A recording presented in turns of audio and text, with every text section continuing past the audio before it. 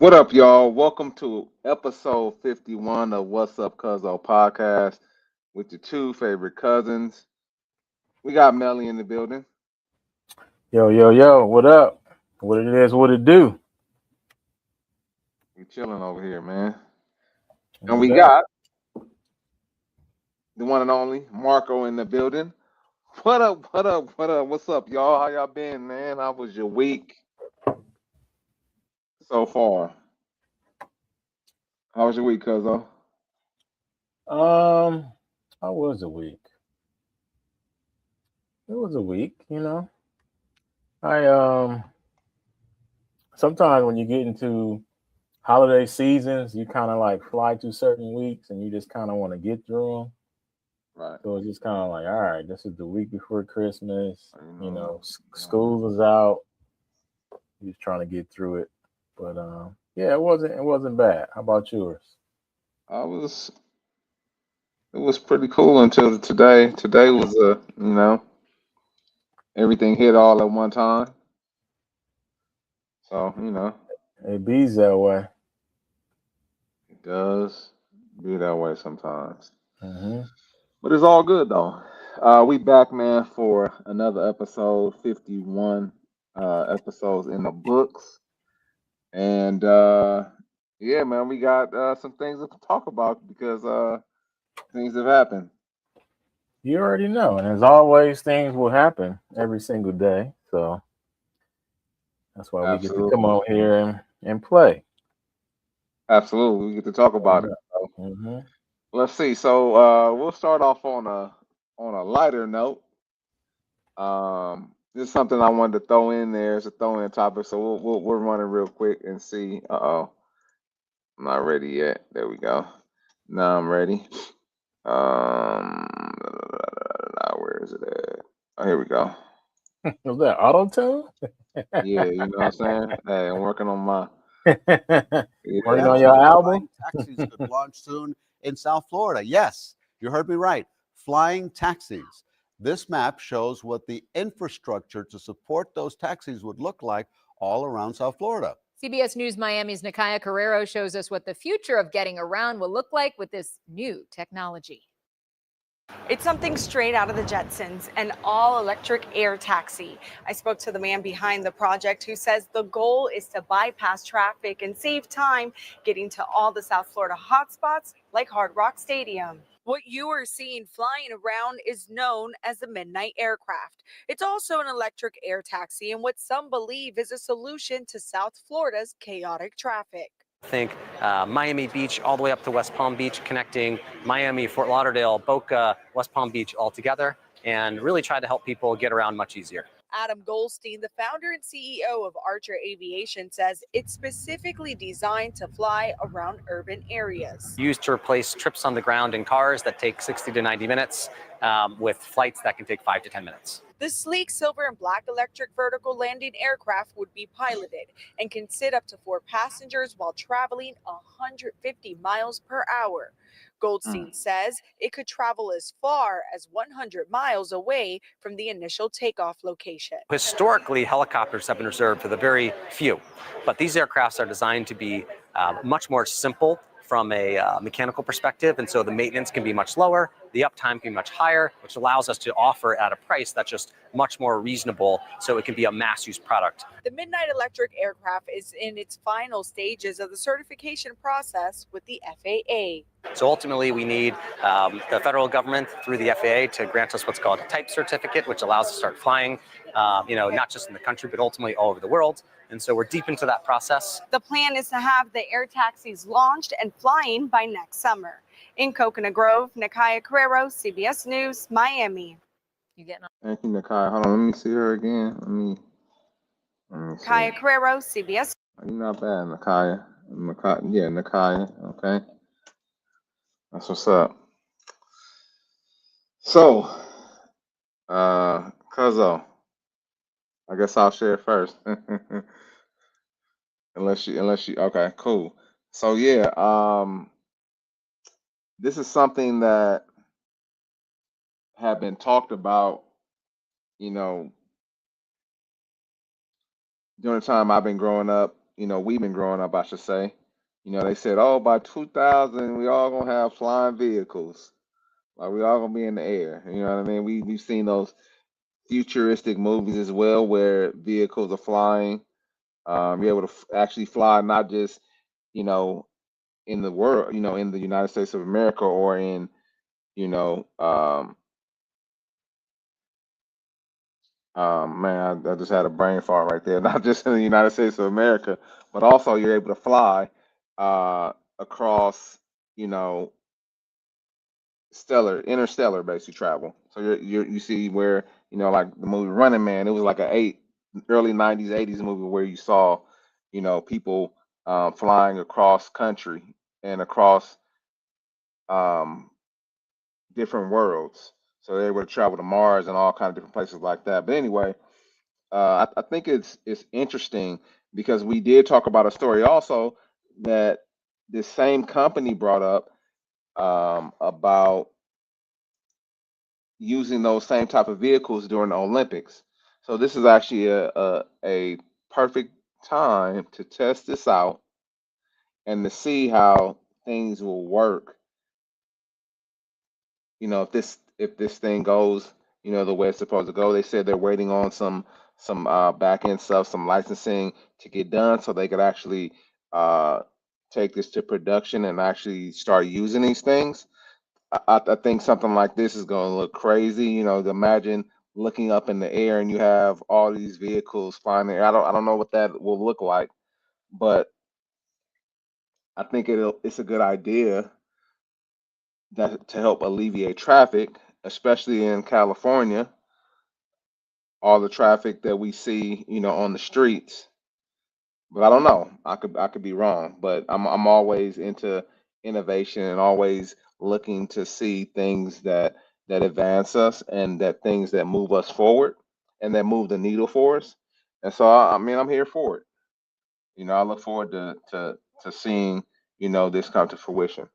Um, Now what that will look like. Um, a lot of times when stuff like this happens, there's some trial and error.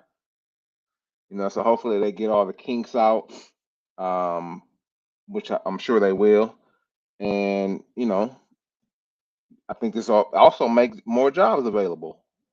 There'll be a lot more jobs, a lot more. We need a lot more people to know how to fly these things. Along with the flights that we have, we'll also need people who can designate the air. So like air traffic controllers, and I don't know what level that will look like compared to the air traffic controllers that we already currently have. But it's more jobs that will come into play if this comes to fruition. So, and man, it looks like it's gonna happen, but when is really the answer. What about you, Cuzzo? I mean, yeah, it's a great idea. Um, I could see how it could be used for certain events, but I don't foresee it as being something that's going to regularly be happening, not anytime soon. You've had issues to where, they haven't had enough air traffic control people to, bring in the regular flights, for the commercial flights. They want to mention the Jetsons because, of course, that's what everybody thinks about. Because they even said it in the story. So it sounds fun, it sounds playful, but making things easier and simpler for the masses doesn't also always necessarily um, turn into something that's going to be profitable for the people that are providing the service. Because that's another thing. It's like, how much would this service cost? You have fueling, you have time, you have pilots. Um, who's going to be training the pilots? Where the pilots going to be coming from? Is it going to be as easy as these people being letting these CDL people that can't speak English get take a CDL, and it's just kind of like, man, this dude don't know how to operate my flight. Almost crashed because he didn't read the manual, stuff like that. So it's just kind of like, yeah, it seems fun and exciting for certain things. Like, of course, they've talked about the Olympics, but as it being something that's going to be provided on a regular basis, because, like they said before, this has just been strictly helicopters that's been provided for, the upper echelons, of people that's able to use this service on a regular basis because it's so expensive. So I want to know what cuts the price in half to make this, a taxable or a taxi type service that's going to allow people to cut through traffic. When we think about cutting through traffic mass wise, we're thinking about public transportation, which will be a bus, a train, but something like this seems like more exclusive. Okay, yeah, we have Waymos, we have Ubers, but those are starting to becoming expensive too. So I just like to see what the infrastructure looks like, what the mass production and mass scale in terms of it hitting a level of popularity. Because, of course, if I can get to work in 10 minutes versus an hour, yeah, Run it. run it. Because okay, I'll move to Victorville then, and I'll just catch one of these copters to work. For Yeah, sure. you got your house. Now let me just go catch one of these copters, and just catch that thing to work. And earlier you said Running Man, it was actually Total Recall, Total to where, Recall. That's what it yeah, was. Yeah. you're flying, through different planets. And there's a lot of sci-fi movies that get you from one planet to another planet in a matter of 10 minutes, Right. And we've seen different technology where they had the bullet train. We've had, of course, aircraft. We've, helicopters is not more of a long flight type thing in the city, but they have bigger helicopters where you can fly longer, like up to an hour, 2 hours, 3 hours. But that's more military. You also have, Well, what's crazy?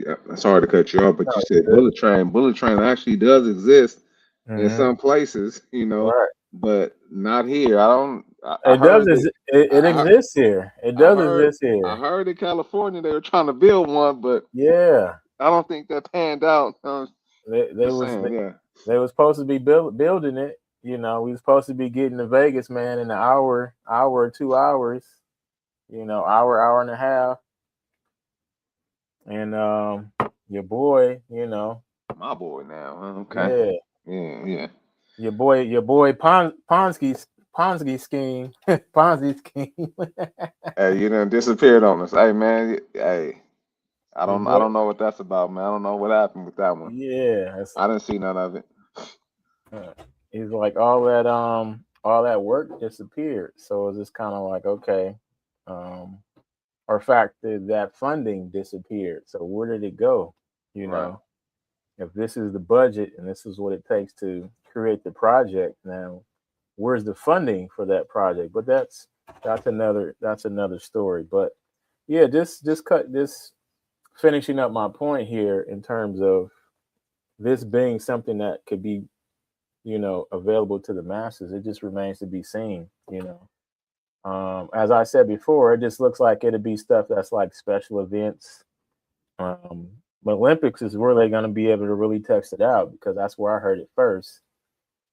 Testing grounds in Florida, and again, I'm going to look up the company that's putting this on. I want to kind of see what their infrastructure looks like, and see how this is going to be affordable for, people that are trying to, get out of traffic as they're trying to um, promote it.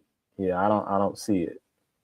And so it's actually so there's two things that you brought up. So firstly, the guy that was kind of describing this, he said that there was going to be well they were looking at ways to, and actually I'm sorry, let me rephrase that. They already have ways of lowering the cost because the upkeep and the technology for these are not as expensive as a helicopter.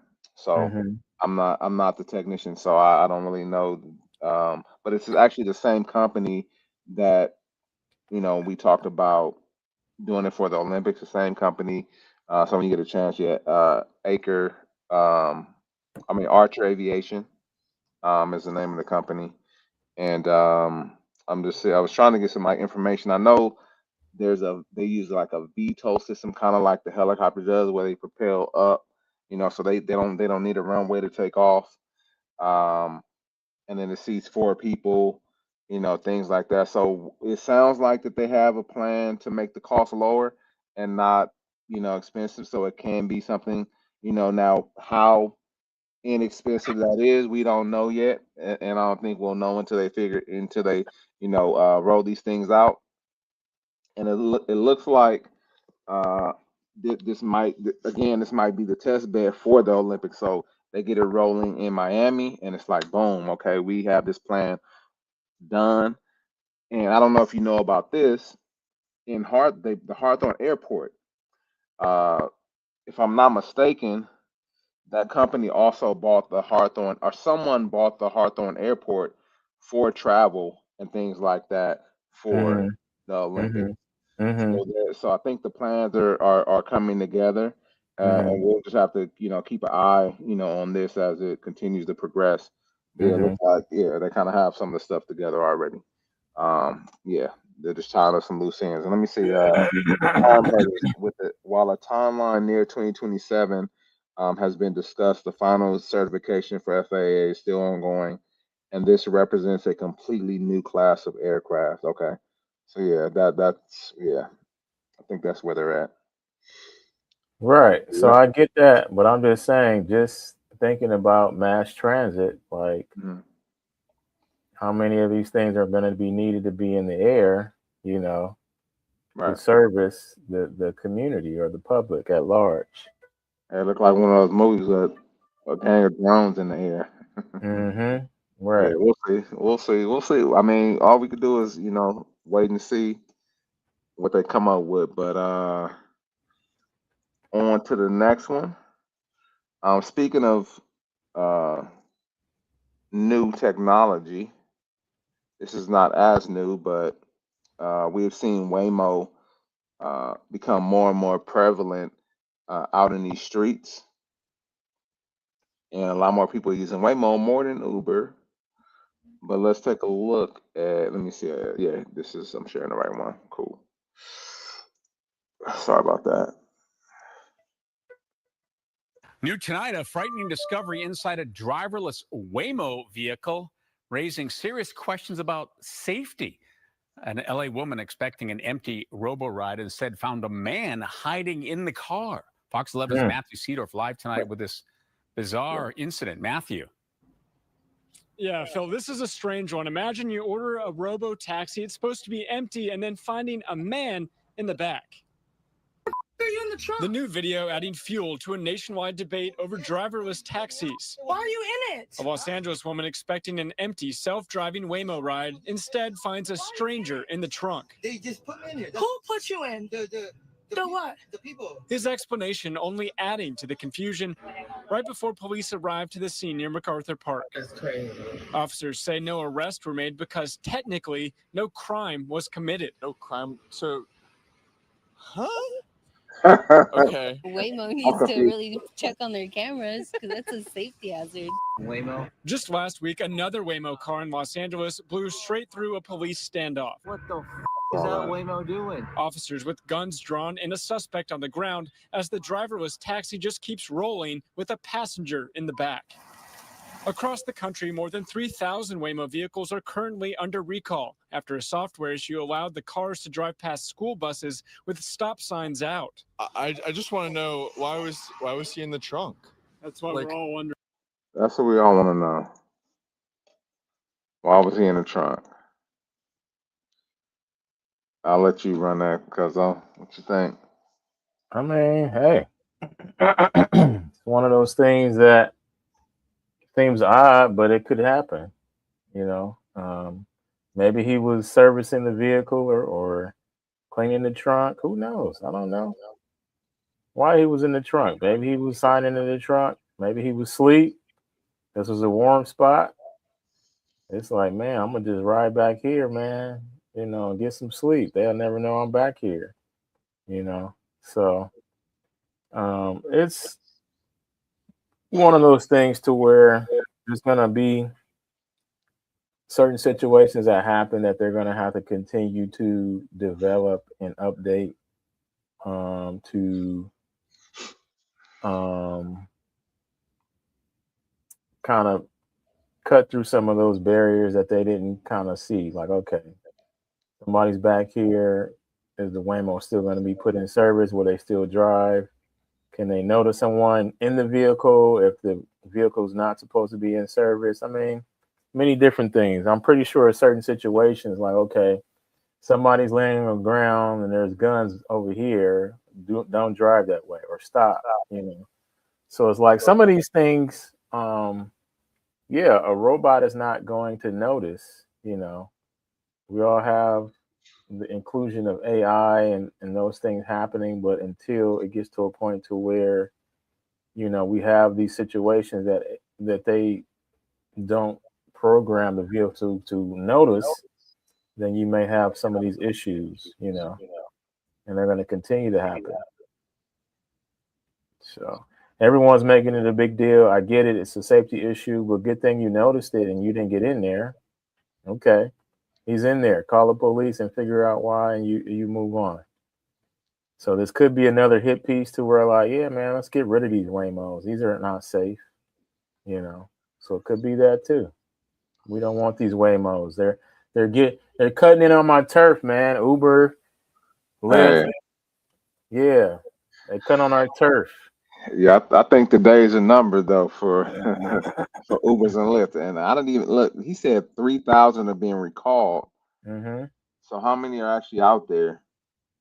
Like before, I would see, Uber and Lyft stickers up and down the street. Like, hey, every other car is like Uber and Lyft, and now it's like it's starting to get like that with Waymo. Like you're starting to see a lot more autonomous driving vehicles on the road. I saw one that's like a van type. Uh, Mm-hmm. I only seen one of those on the street, but I'm sure those are going to be next where it can hold more people. Mm-hmm. Um, but yeah, I totally agree with you because this is something that happens when you introduce new technology. You're gonna have there's gonna be some things that it does great, like some things that you think of right off the bat, and you're able to adapt to that, and you're able to program, that, and you're able to handle those scenarios. But then there's gonna be certain scenarios you know, that you're not able to that you don't come up with, and they'll just have to be addressed when they come up. And my only question is, who was the people to put him in there? That's what I was trying to figure out. He said they put me in here. I'm like, where? Who was they? Where was Right. they? Mm-hmm. Like, who are these people? What are these Right. people at? Like, why did Right. they put you in the trunk of a Waymo? I don't know. Like, like what did they think was gonna happen to you? But I mean, I do think it could be concerning to people. Like if you're expecting to get in, kind of like she did, and what if you don't see him? What if what if you rolled all the way from took an hour ride, and then all of a sudden somebody pops up out the back? I could see where that could be concerning. Mm-hmm. Then your antennas is up and you ready to defend yourself. Well, I will be ready to defend myself. Like, hey, bro, like what the hell? You was back there the whole time. Mm-hmm. You could have been talking about whatever, but I mean, I don't see, I'm sure this will be fixed.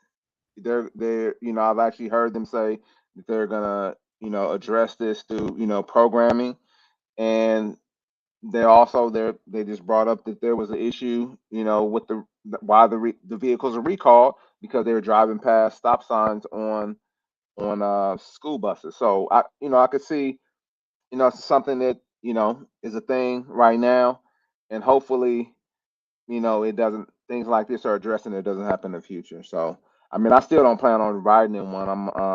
You can call me whatever you want to call me. Mm-hmm. Because I don't want to be, going to like Magic Mountain or nothing, and then the programming decides to mess up, and then I'll be on a ride before I get to Magic Mountain. There's a lot of hills and stuff like that. I just don't. I don't know. I just don't trust it enough yet. Even though I'm in the technology field, I just don't really trust that stuff quite enough yet to drive. I still, I know a person could freak out and and do whatever, but I trust myself more with a person than right now than I would with a vehicle that's controlled by technology, and updates on computers fail all the time and they cause all kind of weird issues. I just don't, you know, I'm not rocking with that right now. So it is what it is. Yeah. Yes, sir. I guess on to the next one. Hey man, we appreciate those who are popping in here. Please hit a like for the algorithm. Um, and drop a comment also. Let us know, hey, you like our content or you hate it. Hey, you know what I'm This saying? Hey, content is trash. hey, guess what? Guess what? If we give constructive criticism, then guess what? Man, Then we can fix things. I But like it. if y'all pretend like y'all rock with us, but y'all really don't, y'all just here like, what? I just felt like this watching some trash stuff. Then hey, Right, we won't know. We'll think we're right. doing okay. So hit a like, comment, whether you like it or don't. And we on to the next one now. All Okay, good. so now this is a big topic that's been in the news lately. Man, Michigan head coach fumbled. He fumbled and threw an and got intercepted. He did it. Yeah, he got fumbled and did some more other stuff. So let's see what they got to say about that. Hold on one second. Let me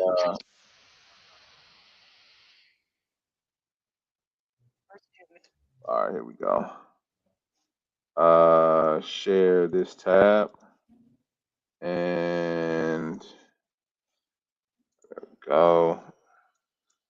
Former University of Michigan football coach Sharon Moore is appearing in court. On Wednesday, as you may know, he was fired as coach, and then shortly after he was arrested. Now we have learned that he's facing 3 charges: home invasion, stalking, and breaking and entering. The university has said that Sharon was fired for cause after finding out he was engaged in, quote, an inappropriate relationship with a staff member.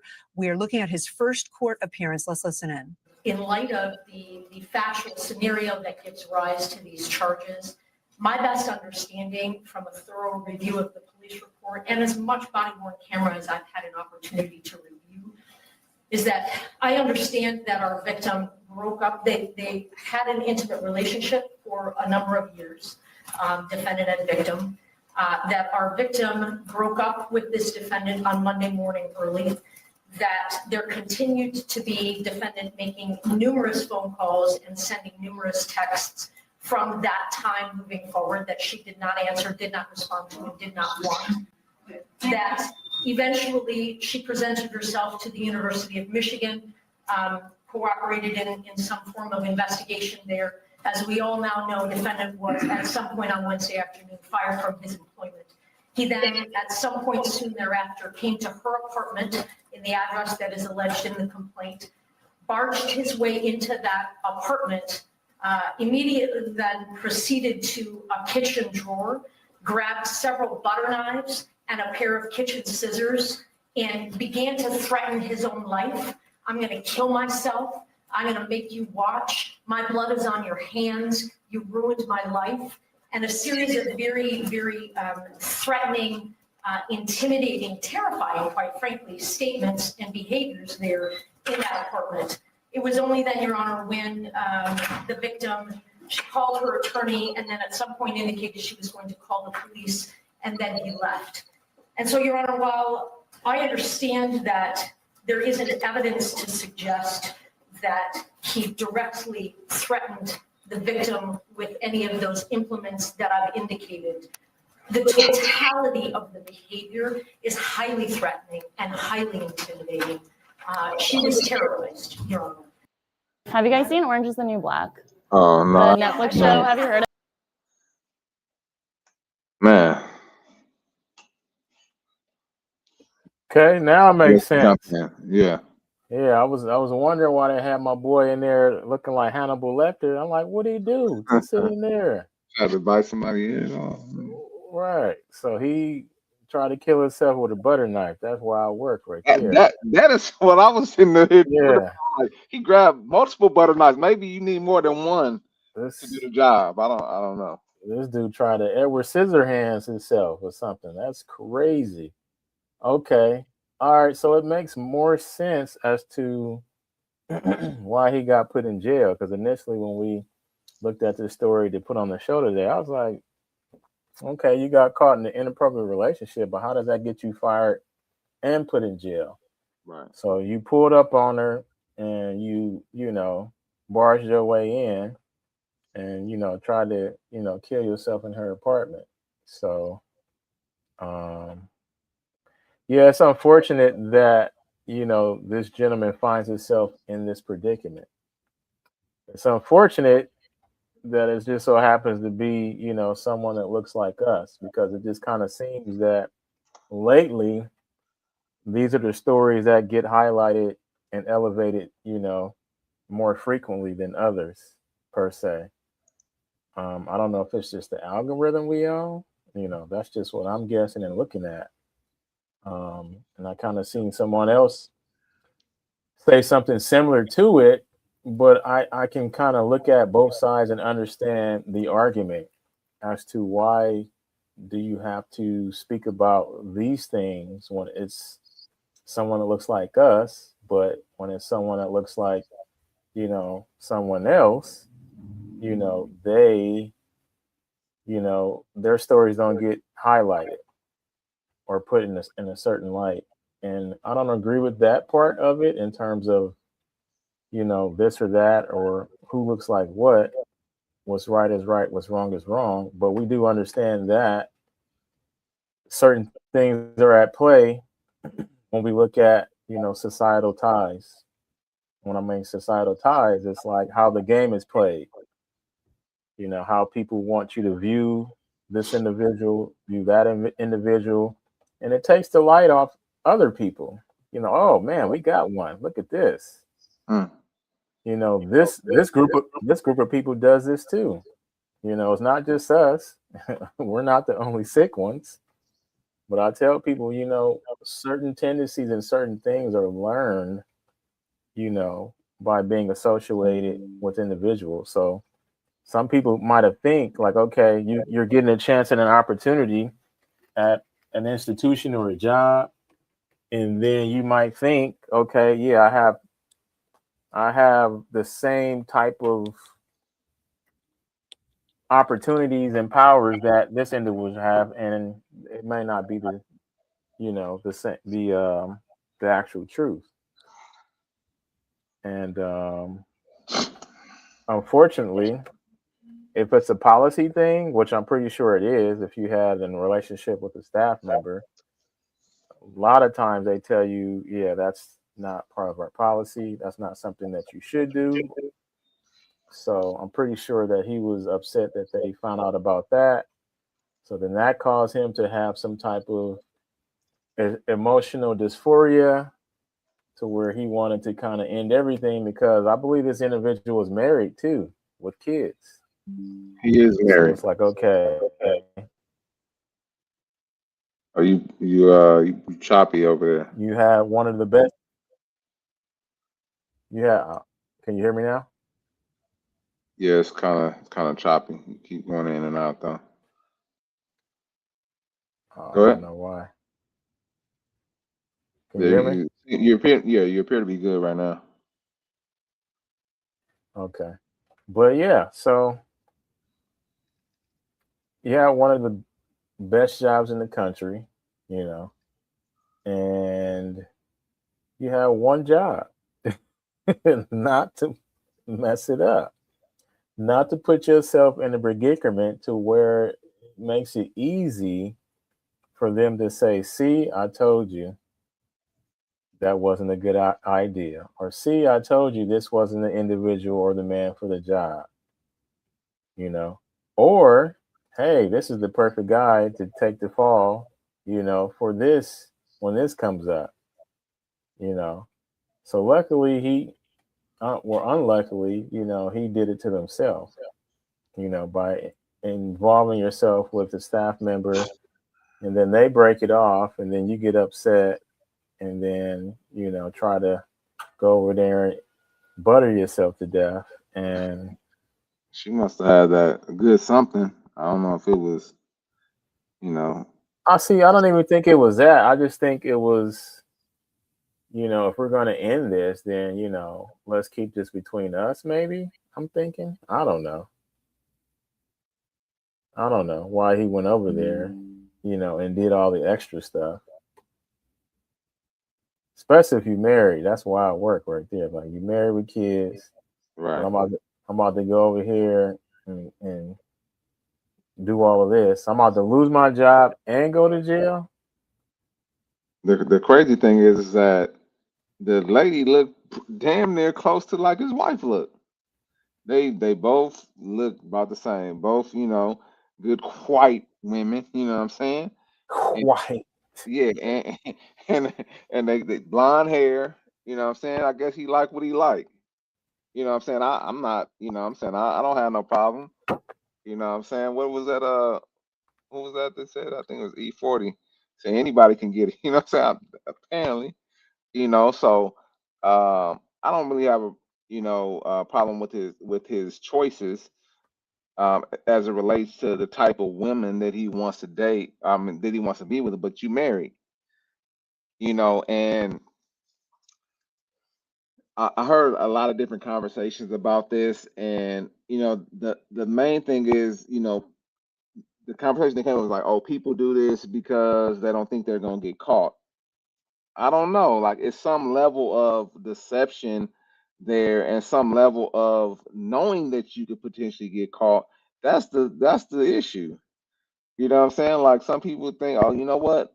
I want to get away with this thing and I don't want to necessarily, my partner to find out. But sometimes like it's a level of thrill in doing it, knowing that potentially you're gonna get caught. However, you don't want to get caught. It just don't make sense to me, but that's how it is and that's how it's played. And so and I was confused, about the whole thing. I'm like, how can you go to jail for getting fired? Because I thought he was, just fired. I didn't know about the backstory.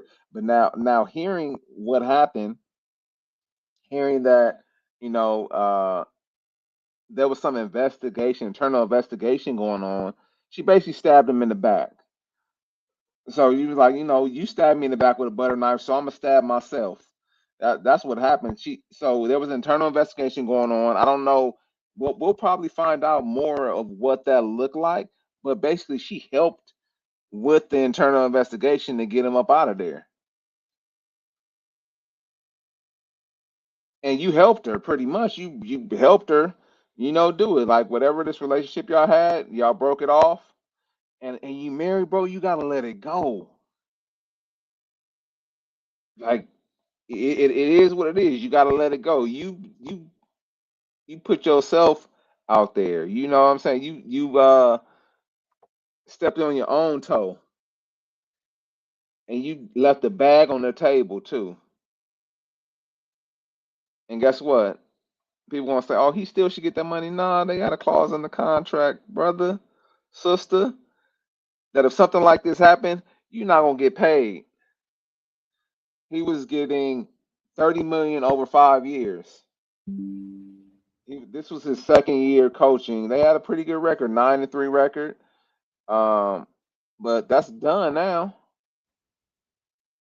Hopefully, this doesn't, ruin his chances, moving forward. But I mean, more than likely, like if you had just got fired, that's one thing. But now you're facing prison time. That's a totally separate issue. Totally separate issue. If you had got fired only, okay. You know what? There's an Ime Udoka out there. You know what I'm saying? I don't know if you know who Ime Udoka is, Cuzzo. Okay, yeah. So Ime Udoka. Guess what? He was messing with his assistant or something, right?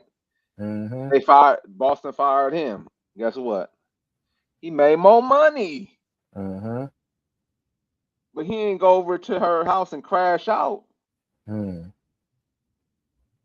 He didn't try to stab himself with three butter knives and I'm sorry, multiple butter Scissors. knives and some scissors. Like he Mm-hmm. ain't try to do that. Like, come on, man. Like, who believed that anyway? Who Mm-mm. believed that he was gonna really try to kill himself with a butter knife? Tell me what type of pain you're gonna go through to kill yourself with a butter knife? Right. Like trying to kill yourself with a small rock, with a rock. Mm. What was that movie called? Black Knight. Stone him. Hey man, like that's crazy. Like nobody believed that he was gonna try to do that to himself. But I did have something else. I wanted to actually play this as well because Shannon Sharp had some things to say about it, and I want to kind of see what his take was. So him and Ocho and Joe Johnson already spoke, but here's what Shannon had to say. Example to him, leading the right way, and to have this, it's just unfortunate, bro. I think the thing is that all the situations that you've heard, you never think a situation like this can happen to you, even though you're doing what you've heard about. Nah, this is gonna be different. She ain't like that. It ain't gonna happen. It ain't gonna get out over her and I. Blah blah blah. What the heck? Because I thought you had to. Yeah, I do. Not on this account though. Oh man. I can imagine 6-7 months ago, I went through something very similar. So I know what that storm is like. Yes, sir. And unless you've been in it, that's why when people say, this is what I would do, you don't know what you would do until you in it. Until you in that pressure cooker, until you in the eye of the storm. Yes, sir. I know what I would do. Until you in Ocho, you and I have had a conversation. So Yes, sir. I know. To be in that storm and Crazy. to know everybody know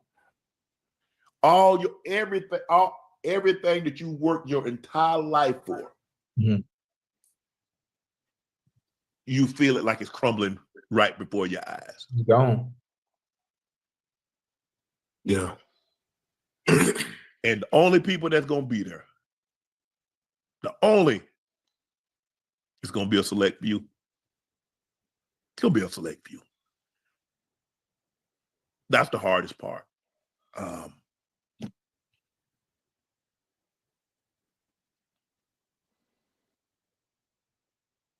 mean, everybody look. It's kind of it. Look, and I understand the situation, but if you're married and you engage in an inappropriate relationship, why would you do that? You married. And see, everybody always say, well, "Why would you do that? Why would you do that?"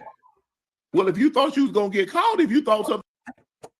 Yeah, we'll stop it right there. But man, hey, Uncle's hurting. I'm sorry, I'm not calling him because I'm not that far away from him, but Right. Bruh, Yeah. hey, yeah. Sometimes, experience is the best teacher. Sometimes we have to go through things, even though people tell us, like our parents try to share with us, like, hey, like, don't do this, don't do that. Hard head, make a soft ass, et cetera, et cetera. And sometimes, guess what? We want to know how soft it's gonna be. And we get to mess around and find out how it's gonna be. And he learned from experience. And this is not just this is I'll say this type of thing, these things as it relates to women, like I ain't gonna lie, they got a leg up on us. As it relates to stuff in this area. This anything a woman says, guess what? They're gonna be believed before a man is in this area. 9 times out of 10, I'll say that. If you look at Captain Jack Sparrow, like his wife was lying, or ex-wife. and he lost everything. We don't know all the endorsements, the movies that he was, going to be in, gone. Shannon Sharp. We know the only thing that we know for certain is the age of the girl that he was messing with. But we don't know the conversations, the real conversations that they had. We don't know their dynamic. We don't know actually what was done. But guess what? That was $100 million, $60 million he was going to get from ESPN, gone. He lost was it Prize Picks? No, it wasn't Prize Picks. He's with Prize Picks now. The crown is yours. I know you used to say the crown is yours. I can't think of it right now, but whatever sports betting app that he was, endorsed by, gone. He had some other people under his umbrella, gone. And now, Jonathan Majors, same thing. He was trying to get away. Guess what? We're gonna believe her anyway, even though we saw the video. Gone. Hey, brothers, we gotta be, and I'm not just talking about black too for sure, because I'm gonna rep mine. But we all need to watch out. We all need to be careful because he put himself in a situation that doesn't look good right now. And the problem is that the problem is that he did have a family, and I feel for the family. Yeah, the problem is that he's behind bars because of this. Yeah, the problem is that this does happen to other people that look like us. But another problem is, if you think about it, like he is coaching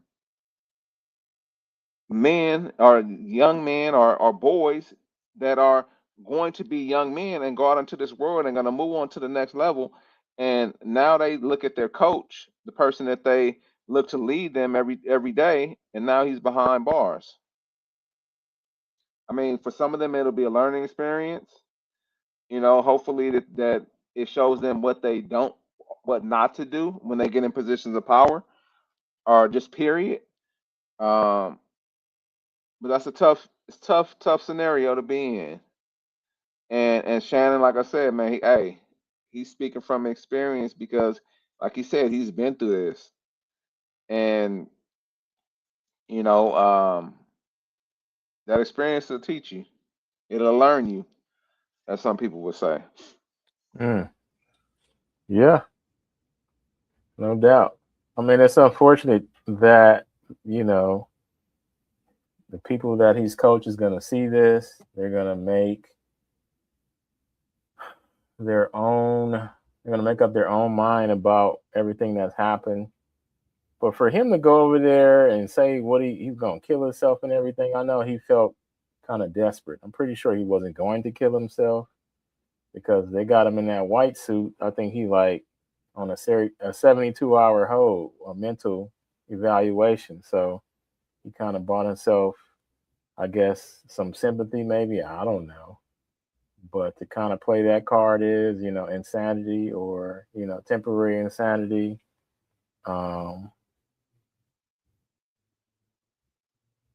Yeah, it's just one of those things to where I used to, when I was growing up, my mom used to say, because I was the oldest, yeah, you need to make sure you're a good example, for your sisters and your brothers.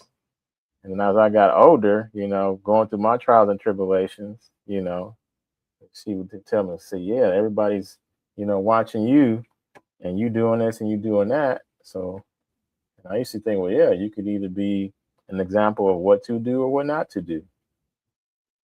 So, That's if you a want to fact. be, yeah. So if you want to be an example of what not to do, then, you make these decisions, based on your inconsistent way of being or thinking, your undisciplined way of living your life outside of what you teach. And it kind of puts you in a space or the place to where you're not a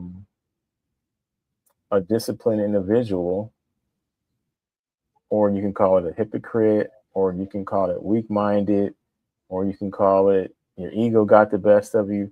I mean, all these different excuses, it just comes down to the individual being weak.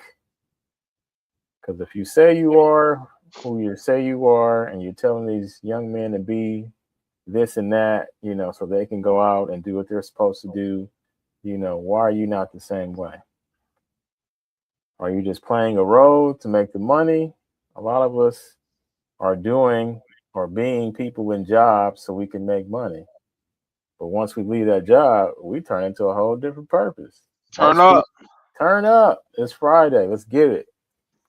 Pop them bottles, take them shots, go out, have a good time, spend the money. I want to blow some steam.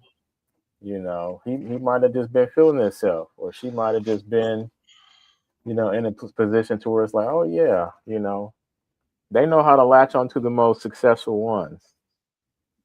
So for whatever reason, he probably said, I'm not leaving my wife. So that could have been a thing. Right.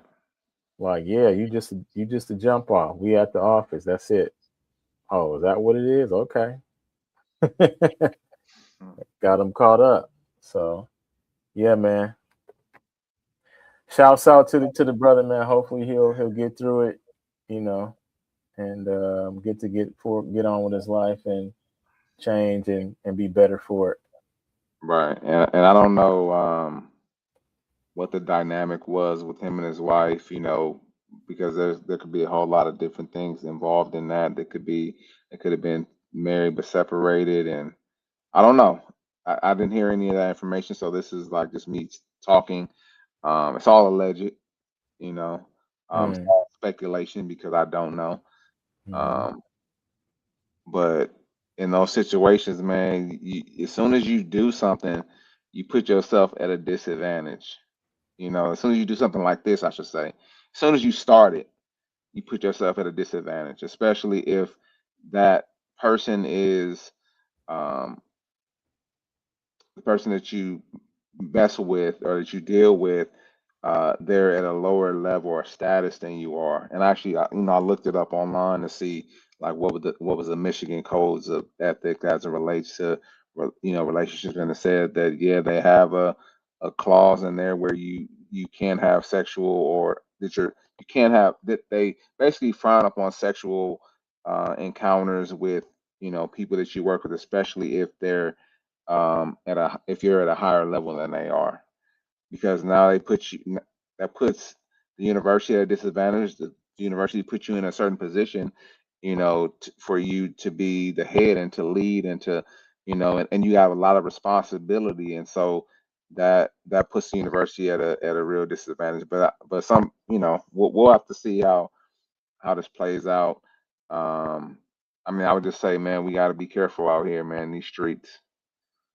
Hey, the strongest men have fallen, and it's all been because of a woman. You want to go biblical? We all know the story of Samson. He let her get too close. She cut his hair, and he lost his strength, and the whole gamut. I'll just say this last one. David, hey, it was this chick out there with somebody else's wife that he wanted, and he put the husband out there in the front of the war and got him killed so he could be with the wife. Crazy game, right? Yeah. So I know, man. I know we get weak sometime, and man, we want that. You know what I'm saying? Something different. Gotta be careful out here in these streets, man. Putting ourselves out there, um, at a disadvantage, man. So, and I don't claim to be perfect, but I get to learn through these experiences myself, even as a seasoned individual. So, man, we'll see what happens with Coach Moore, and yeah, we'll see. This last topic right here. Actually, we got. Do you still want to do the one we talked about? No, if we could do this last one, we'll do the other one next time. All right. So let's see.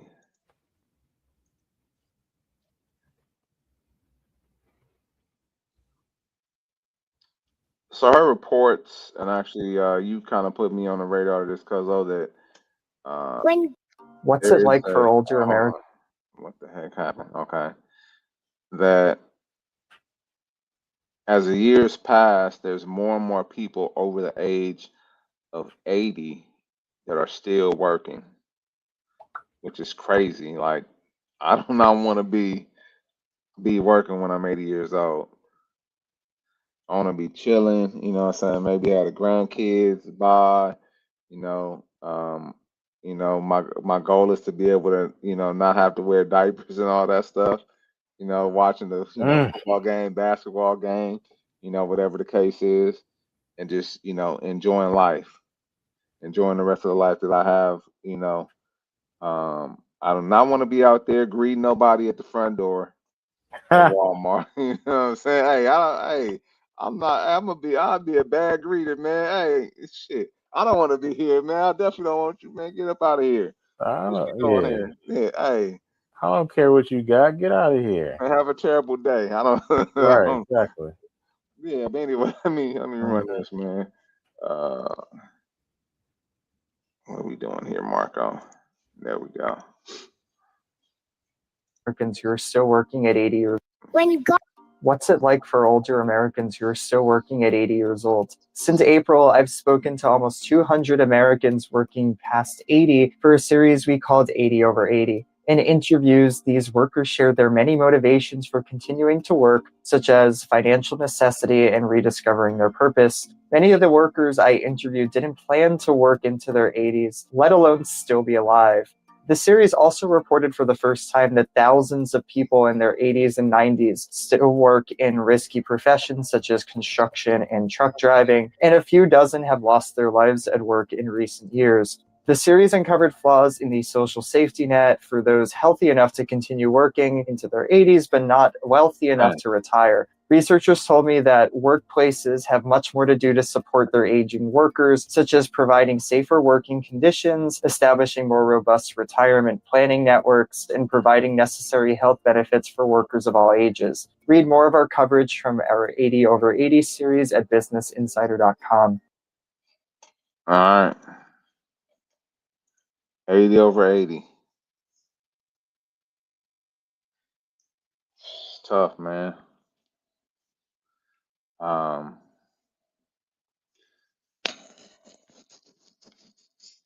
Yeah, I heard this. I heard this story, man. I definitely like increase my investment account for sure. All right. I was just about to say that. Oh man, hey, I was like, you know what? I don't need this money right now. Let me bump it up. Let me bump it up a few let me go dollars. ahead and put a little bit in there, a little extra, a Yeah, little extra. let me bump this thing up a few dollars, man. What's crazy is, man, is that I think that's one of my fears. That's something that I think about like all the time. Not being 80 and working, but not not allowing or not prepping myself now for what's to come later.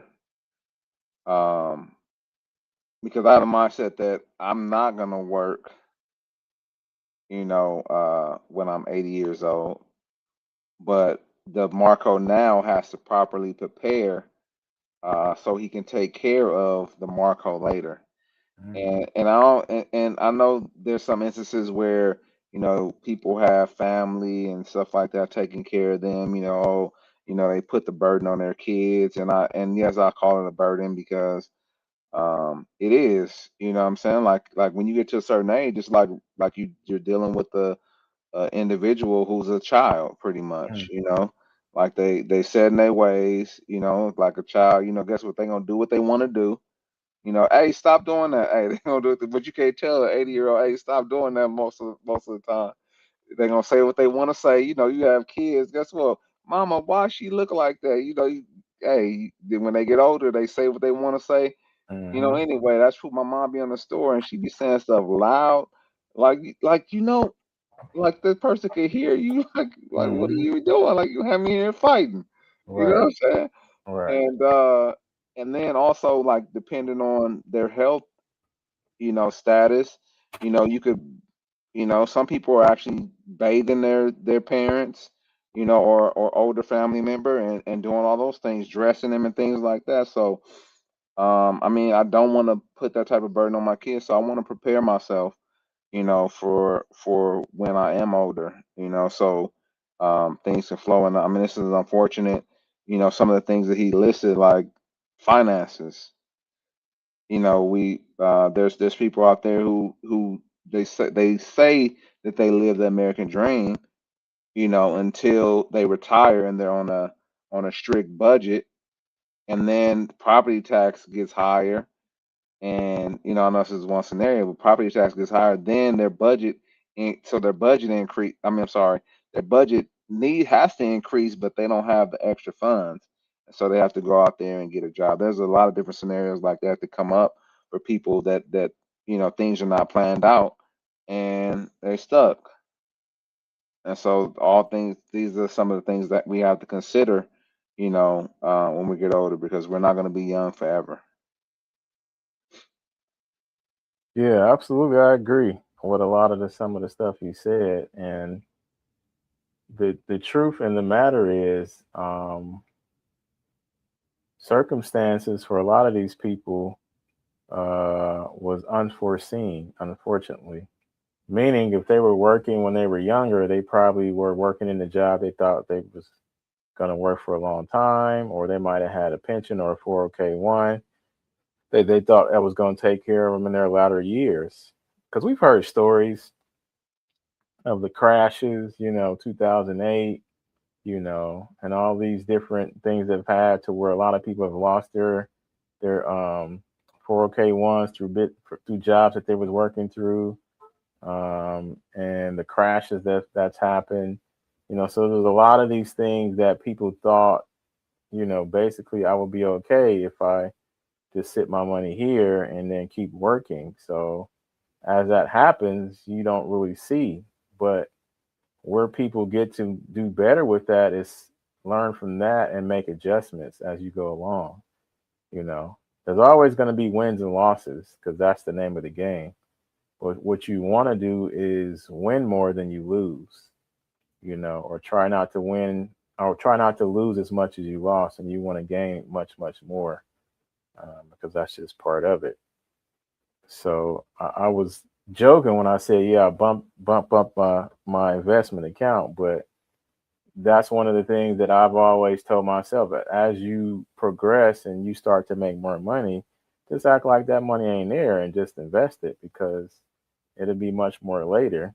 You know, it's going to be worth much more later, and you can use it a lot more effectively later. So if you just act like you didn't get that money, then you'll look up and you'll have 6-figure account, 7-figure account very fast, because when you invest and you invest in the right things, and if you know what you're doing or you don't know what you're doing, just get an EFT, or and those things can help invest the money the right way for you, to where when you get to 80, or if you make it to 80, or if you're not around at 80, at least you'll be able to pass that along to your friends or family, or if you don't have friends or family, you'll be able to donate that money to a great cause.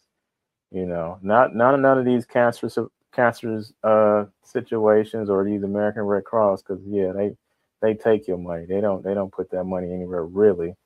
But some of these smaller places, someone that like you can put your hands on and really know that they're doing something with the money. That's what I would say. That's neither here nor there, but I don't plan on working for after the next 6 years. That was my plan. So it's like, okay, like you said, I like what you said earlier. It's like, what is Jamel doing today that's going to work for Jamel, in 6 years, So I got to definitely, put that plan into action, and, make sure that I'm doing everything today that's going to benefit, that person in that time frame. Because, of course, you got to worry about inflation. You got to worry about pretty much inflation. Everything else you can't think or worry about because you don't control it. You don't control inflation either, but you can still hedge against it, and save money accordingly. Because I was told something recently, or I read something recently, like money and currency are two different things, and people don't understand that. You know, money is a store of wealth. Currency is a medium of exchange. So if you have currency in your pocket, that's how the money flows. That's how the energy flows. Money, if you're saving money, that's a store of your wealth. So it's like if I'm saving so much money, that's to say, okay, I have this much control over this much money that gives me the affordability and availability to live a certain way. So if you're saving that somewhere, save it in an investment account because savings get your money eaten up by inflation big time. If you're gonna save it and you don't like investing, put it into a Roth IRA or put it into a high yield savings. But high yield savings are only good short term because they always fluctuate up and down. Right. So those are some of the things that I would tell people to look into. And as you move forward, start to get more familiar with this type of information, trust, and how you can get access to money, because you can get access to money, other people's money, and invest that money. And I saw a video not earlier. It's like life insurance. Put life insurance on yourself, put life insurance on your children, put life insurance on your parents, because it's like we're all going to die eventually. So you might as well set yourself up and set your family up for that moment. So at least when that happens, everybody won't be struggling when you're gone. Doing fish fries and car washes and Is that exactly yeah. GoFundMe's and all that stuff? Every Right. time I see a GoFundMe, I'm like, what happened? Like, why? What happened to this family till they couldn't plan enough ahead in advance to where this was taken care of? Because unfortunately, families don't talk about stuff like this. They don't. Nobody, You're right. nobody taught me anything. My mom, my dad, all their business is taken care of, but nobody taught us how to take care of our business. This is just something that we've been learning as we go along. So it's like, okay, what happens if something happens to you? How do I take care of you? And it is kind of like nobody has that plan set in place. 80 years old, you still working. If you get hurt, okay, then who's gonna take care of you if you can't work no more? If you get hurt on Right. the job, Right. So these are some of the things that we have to be realistic about and have those uncomfortable conversations, because it's something that can happen. So if we're talking about it and we're planning for it, it's not to say, oh, we want this to happen, but just in case if the possibility comes to light, then we have a system in place, to handle that challenge that's in front of us. Right. Yeah. Yeah. It was something that you said that I wanted to address, but it slipped my mind. But I mean, you said a lot of good things, and you know, I think our parents kind of only gave us what they had at the time that they had it, because I don't know how their parents handled, you know, death and burial and things like that. Mhm. Um, and then some of the stuff we had to learn on our own, and now we could share, and then hopefully, the things that we don't know, our kids could, things that we know our kids could take and handle, but then the things that we maybe don't know or learn late, and wasn't, maybe wasn't able to pass it on, our kids could pick up that and keep advancing. And that's the hopes that things become like are that way. um but yeah, man, I see. I mean, you see a lot of the GoFundmes, but I see a lot of, you know people on the street with buckets. Oh, we need to raise money to, have a funeral for such and such. You know, and it breaks my heart. You know, uh, because that process is, difficult. The process of mourning, and then you have to go out here in the streets to basically panhandle, to get money for your loved one to be laid to rest. I mean, they're technically already, gone, but going through that whole process. Um, I told my family, man, like, I mean, I have my stuff paid for already. Um, well, actually, I'll just say most of it paid for. Um, but I was like, man, hey, this money, I'm not even like, I can't spend this money. You know what I'm saying? When I'm gone, like guess Mm-hmm. what, my bones or whatever, you know what I'm saying, they're gonna be in a box. But hey, man, hey, I don't know. I just I'm not opposed to being cremated. I don't really care Yeah. about that. You know, and guess what? You don't have to put my ashes on a mantle either and keep me. Hey, man, Right. hey, I'm not. I don't know. Maybe I'm 'Cause just maybe that's you how don't I even, am. yeah, you don't even know if that's all me anyway. I seen that Right. video they did. Like, it's gonna be mixed in with some other people. And other people, right? This could be some barbecue pit ashes. Like, you never know. Like, That's a fact. That's a fact. it That's gave you some mesquite number 6, with some hickory a fact. applewood. And it's like, here you go, right here. It's like, Well, wow. we think it's him. Yeah. What'd you Yeah. say? Oh no, yeah, it's him. Right. Yeah, yeah, Yeah. yeah. We And just so did yeah, them. It's fresh. Go on right. and take them. Right. Nah, I'm good. And so yeah, that's yeah. Like I said, unfortunate, and for people to have to work that long, like yeah, it can be tough.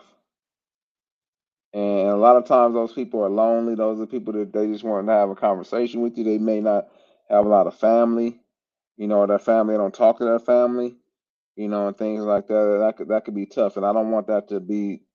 I definitely don't want it to be me, but Mm. I don't want. I would like for it not to be, not to have to see other people out there working, you know, uh, into their 80 or plus 80 plus. The dude said up until 90. Anyway, man. Um, that is all we have today. Please hit a like for the algorithm. Man, we appreciate, like I said, those who popped in. We appreciate you. And Cuzzo, any closing remarks at all? Yeah, man. Keep pulling up, man. Coming through. We gonna do this thing every Friday. Most consistently as we can be, and we are enjoying doing the content and podcasting. We're learning as we grow, and everybody enjoy your weekends. Get out there and do your shopping. I wear extra large if you find something out there nice, and yeah, I appreciate you, Cuzzo, as always, for doing the things on the back end and getting the audio and the visual together. And yeah, I can't wait to that moment to where we get to get into like a studio or a space or a place to where we get to do this thing on a regular basis, because I know that's going to be something that's going to be coming real soon. Because we're going to be able to retire and do some more purposeful things, much, much, much sooner than 80. That's my word. That's my bond. So, stay tuned for that, no doubt. Absolutely, man. Appreciate that, Cuzzo. Um, for you out there, me and Cuzzo, we wanted to uh, add something to the show. We had actually talked about this prior to even starting the show. Uh, but we brought it back up because it's something that we want to do. There's things out there that kind of, I don't want to say shaped our childhood, but like movies that stuck out in our childhood and things like that. So we want to talk about them and see like what we thought about, maybe if we can remember what we thought about them then and like what we think about them now. And they'll kind of be, we'll be pulling from the past. So they're all movies that, that a lot of us saw. But let me see, just real quick. This would be the first movie right here. A lot of y'all saw this movie. A martial arts champion in search of the glow. Master, I need more time. I am no longer your master. A rock and roll star on the rise. I know what it's like to lose precious things. A madman. Shogun. Of Harlem. So yeah, we'll be Friday night flicks. Friday Night Flick. So that'll be our new segment, Friday Night Flick. Come check us out next week. We appreciate y'all who joined the show. We appreciate that one person who stayed around, heard us out.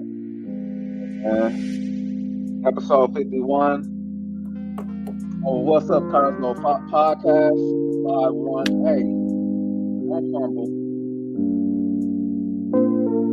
Hold on to that thing, man, and work through the process. And I'll let you know next week. Yeah.